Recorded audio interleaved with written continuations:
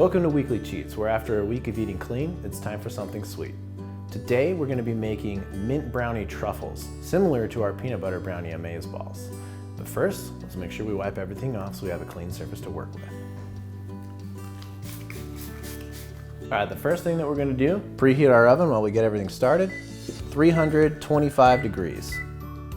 Next up, this recipe is very similar to the recipe that we did for the peanut butter brownies, truffles, except it's all dark. So we're gonna use dark brown sugar for this. It's still 1 stick of butter we're gonna throw in here. It's 1 stick of butter and 2 cups of dark chocolate.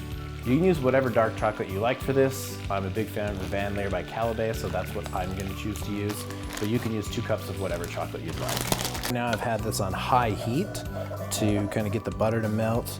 Now I'm gonna turn this down to medium now that I've got the chocolate in. It's important that you keep stirring though. Don't stop stirring because you'll burn the chocolate.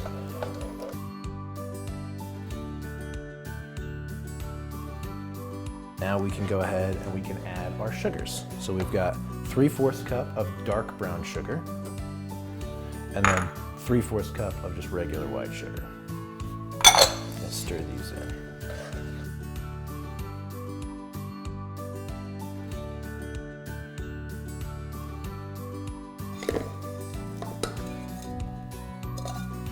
It's important to let this cool slightly so that you don't cook the eggs when you try to add them in. While this is cooling down slightly, it's good to just get your pan ready. So, preheating is done. So with this, I like to just trim the edges. So I just set the pan on top of it and just cut the corners so that it'll easily fold up.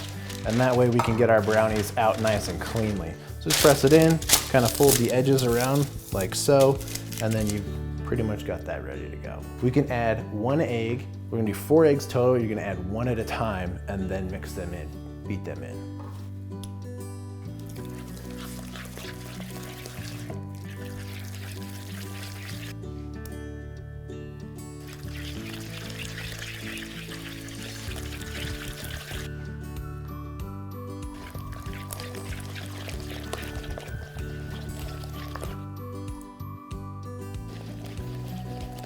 Okay, the next part is we're gonna do a teaspoon of our vanilla. A little bit more. And then we've got 1 cup of flour and just a 1/2 teaspoon of salt, which I've already got measured out right here.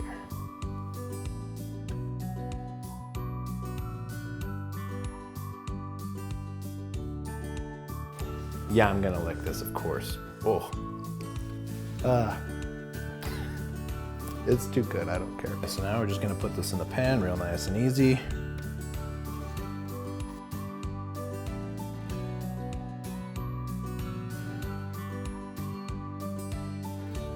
All right, it's ready to go. That's all it is to these brownies. They're very simple, very fudgy.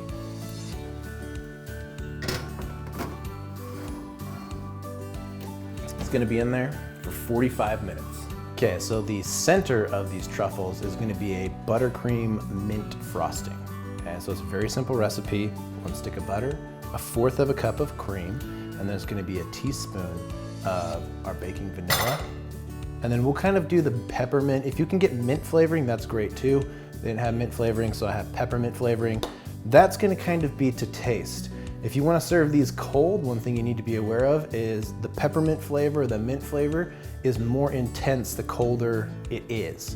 So if you wanna serve these cold, which is fantastic, you're gonna wanna go a little lighter on this than if you wanna serve them at room temperature. Now we're gonna gradually add some powdered sugar. I'm gonna put about 1/2 of this in right now, and I'm gonna add about 1/2 of what we've got left of the powdered sugar. This is mint flavored ice cream, so let's make it mint colored, right? Now it's time to start adding our peppermint. This is really a matter of personal preference. Again, like I mentioned, if you are gonna serve these cold, you don't wanna go as much because it just turns up the intensity. It also depends on what type of peppermint you get. You can use essential oils, like a doTERRA essential oils if you want, and those are super concentrated. So you wanna go really, really easy, like 1 drop for this amount, maybe 2. So just kind of play with that as you go through. I'm gonna start with, I know I like to serve these at about room temperature, so the mint flavor won't be as intense. So I'm gonna start with 2 teaspoons of this, because I know this particular peppermint extract isn't as intense as others. And this is McCormick. It's important to make sure you scrape your bowl down after you add your extract and your food coloring so that it gets mixed in evenly. Are you filming right now? Okay. You like just hit the... Okay, so what we need to do with this now that it's all done, we need to put it in the freezer so we can work with it. It's gonna be nice and fluffy when we serve them, or it'll be, depending if you wanted to refrigerate it, a little firmer. We need to freeze this so we can pack the brownie around it before we cover that in chocolate. I found it's easiest to just put it into a pan. Make sure you line this with parchment paper, otherwise you will not be able to get the frosting out. And you don't need to fill this in to the edges. You want kind of a thick layer that's, you can just chop cubes, essentially.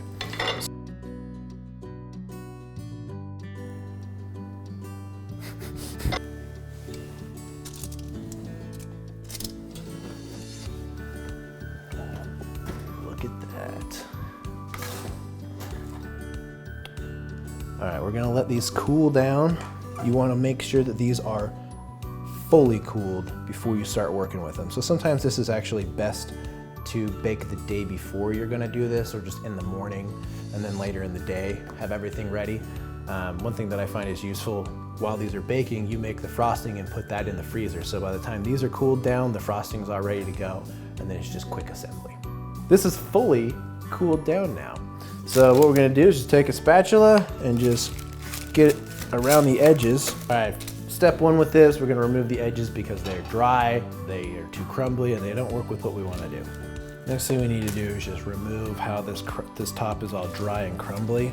So you can just kind of, one time I was cutting towards myself, I was shaving the top off of the cheesecake that I'd cooked because it was gonna go inside of a cake. And so I'm holding the cheesecake down like this, and I'm using my cleaver, which is a large knife, and I'm going, and it just kind of, flip that away from myself, came up and went like that. Just a little bit, and it's, it's a cleaver. So I could see like the fat in my finger, it cut it pretty good. I had to get some stitches on that to put that back together. And I was like, duh, of course you cut yourself. All right, the next thing we need to do, I like to just cover my cutting board with some parchment paper and tuck it under. And then I just keep it with the parchment paper that it's on, flip this over, and we're going to roll it out. If you don't have a rolling pin, you could get like a cookie sheet, or if you have a really sturdy glass, anything cylindrical that you can roll it out, because we want to thin this out so it's easy to wrap around our brownies.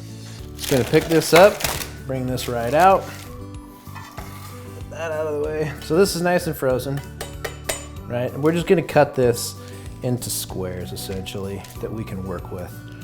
Now we're just gonna start cutting this up into lines here that we're going to work around these.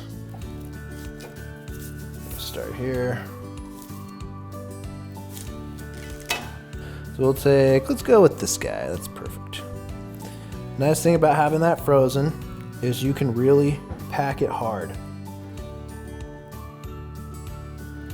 You just pinch the tips, corners of these together, and the brownie, because it's a nice fudgy brownie, it'll stick together and not dry out, and so you can really pack that tight. All right, for the chocolate on this, we have a dark chocolate brownie center that's wrapped around our buttercream frosting. I've experimented with a dark chocolate shell, so it's good. It's not good at all. The dark chocolate brownie is good enough. The milk chocolate is what we like to use here. Again, Van Leer by Calibay is the best chocolate you can use for this. It sets up great, and it tastes the best. So I'm gonna drop this in. I actually got a little truffle tool, so instead of using the forks this time, I'm just gonna cover this up, and then you just grab your little tool. I was at a local store buying more chocolate, as I do, and I saw this tool for like $1.50, and I was like, I gotta have that. So